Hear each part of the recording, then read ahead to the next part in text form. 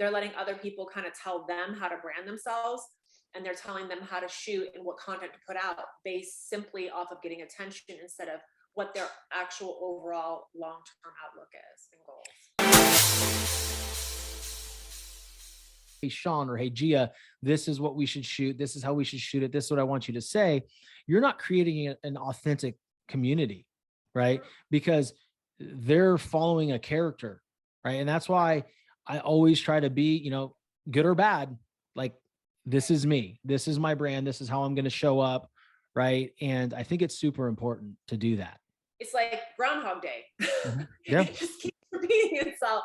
And you're like, where is the creativity? Where is the passion? Where is the message? Why is everything getting lost? Because everybody's just kind of following each other, because this is what other people are saying. I can monetize and I can make money if you do this. And this is happening like with photographers, with anybody who's trying to make a business by using somebody else and getting a paycheck.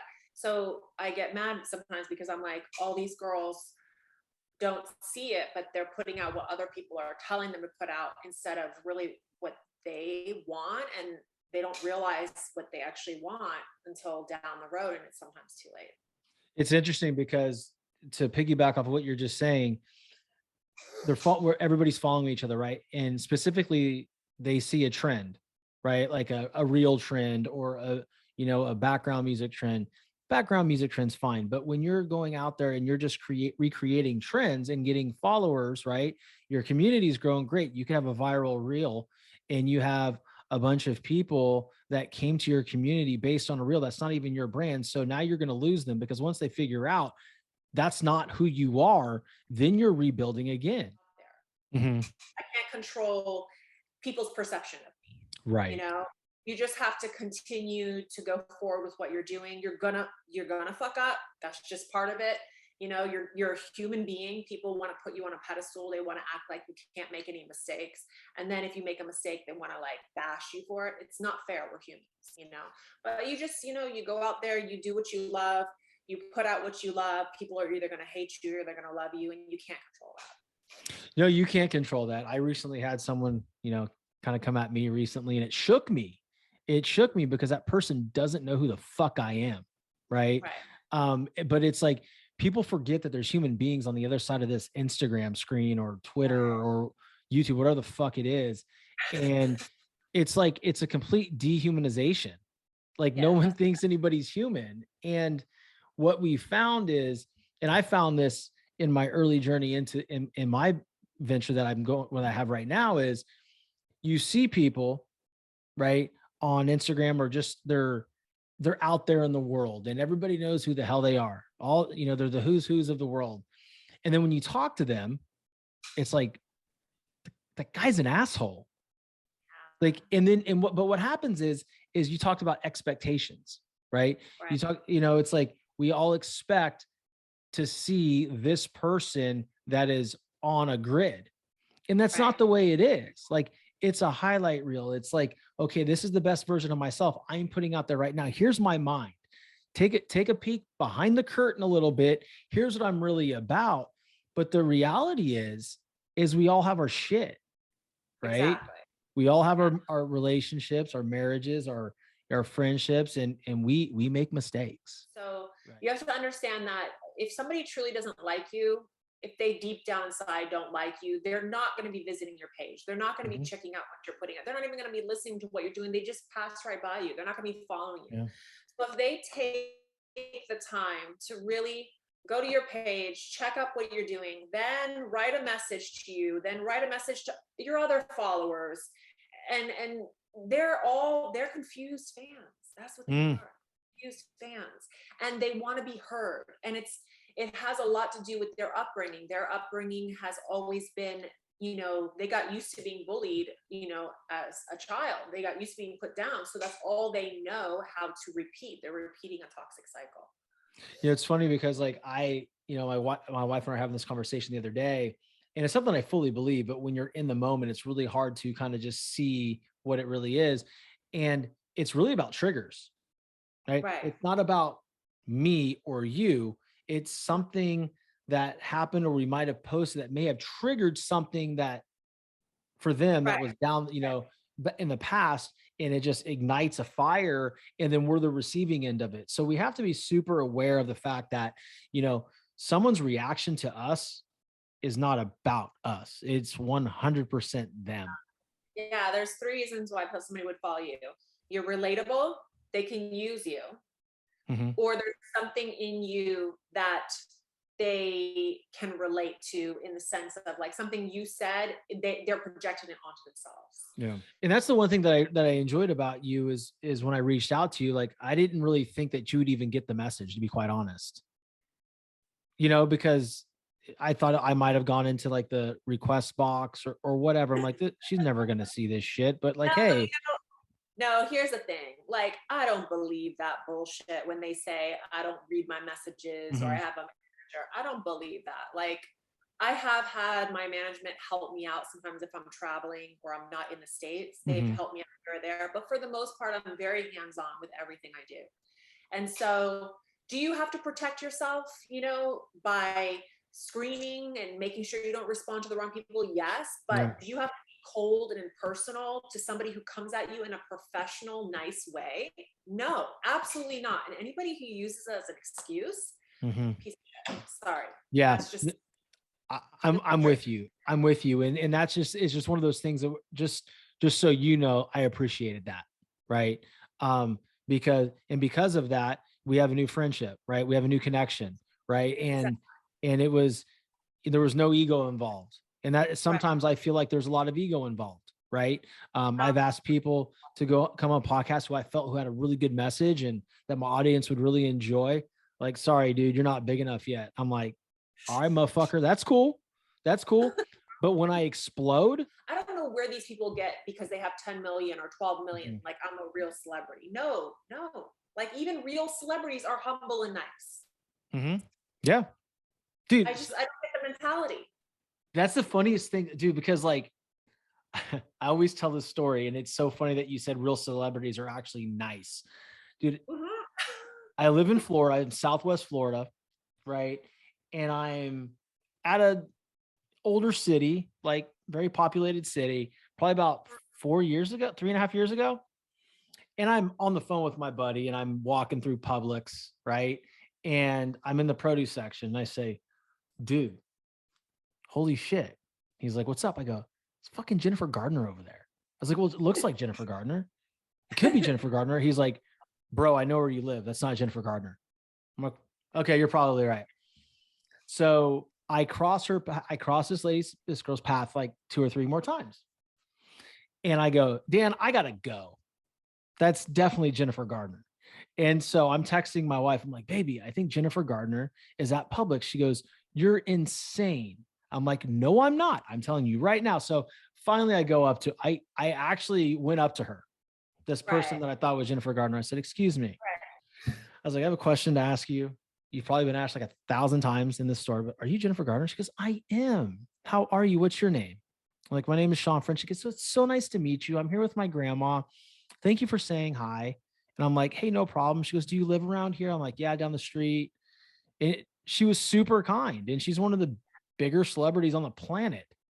But yet, somebody with 147,000 Instagram followers can turn into a dick in a heartbeat because the computer screen says he's cool. I don't get it. See, this is what I'm saying. Like, it goes back to the old adage.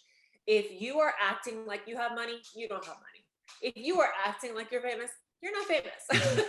You don't need to pretend. You don't need to do this whole, no. Like, if you're secure as a person, you know what you have. There should be no threat to how the way you treat people says a lot about you. And I've always stood firm to that. And that is one of the reasons why I believe that I have stayed as long as I have in the industry, because I think people come and go in this industry, and over a decade, I'm still, if not, I think where I'm at right now is at a better point than where I was before. So. I mean, it's the personality, right? It's the respect you have for another human being. And like my wife and one of my good friends always says is, nobody will ever care how much you know or what you say, but they'll always remember how you made them feel. Can I ask you a couple questions about that? Yeah. Like how does that make you feel as a person? Like, because yes, you can go back and look at all these amazing photos of Gia, and people will look at those photos and they'll comment just on the physical part of you, but that's only like 1% of you, right? There's different layers to you. So how they will say a lot of things that they would never say to your face, and if they were in your face, you'd get a chance to punch them. So you're a badass, dude. They probably won't want to say that to you. You probably have one of those straps on your leg. No, I have a 9mm. I've been dying to try out, so I would love for them to come by. Be wonderful. You heard it, guys. Lobo Defense. Oh, man. Let me ask you a question. What are the top 3 lessons you've taken from your life experiences and kind of brought them into your entrepreneurship and all your businesses? Necessarily in the beginning, take charge and control over my image and my brand. I allowed other people, photographers included, to kind of tell me what I should do. And that was a huge failure on my part, huge mistake. I have to live with those mistakes. You know, I have pictures out there that I am not too proud of because I allow the photographer to direct those pictures. I started out with the bathing suits, for instance. So I actually sewed my suits from scratch. Everything was by hand. So I customized competition, like your IFBB bodybuilding suits. And I also did modeling the tiny, itty bitty tiny bikinis. So in the beginning, the photographers were like, yeah, this is great. Put this on. But see, if I had known what I know now, I would have realized that that is going to attract a certain type of clientele. Normal girls, mainstream girls aren't going to wear those things. You know, so I did it because, I was like, oh, I'm promoting my brand. I need photos. I need content. And the photographer's like, yeah, wear that. Little did I know that I was going to attract these type of predatory people.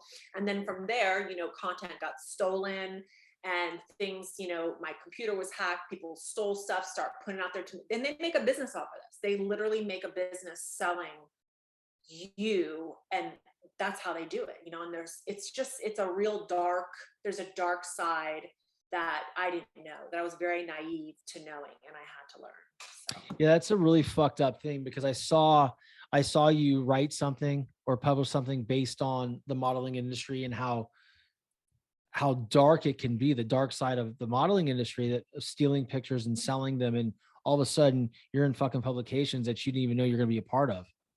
Right. And that, again, you're not compensated. You didn't ask to be branded this way. This is not who you are, so you have to get to a point where you're like, you know what?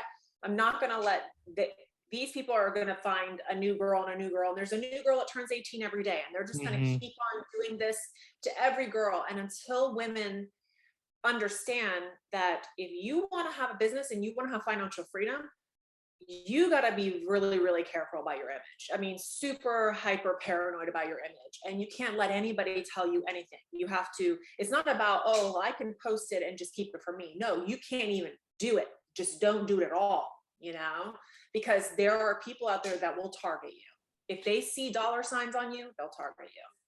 Here's another issue that we don't talk about online. People don't want to hear the dark side. People don't want to hear the truth, because a lot of times they've never experienced it themselves, so they don't really believe it. And the ones that know it exists are the predatory people. So they'll try to dig and keep it hidden by creating a narrative that they can control. And they'll try to discredit you and make you out to be like you're lying, because they want to keep the lie alive. Because why? They make money off of that. So, you're dealing with a small percentage of girls who's experienced it.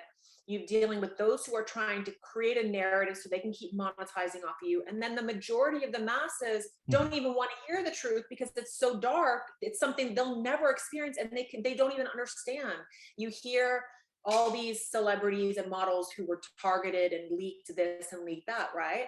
But you also see the masses of messages all blaming her instead of seeing the predatory behavior.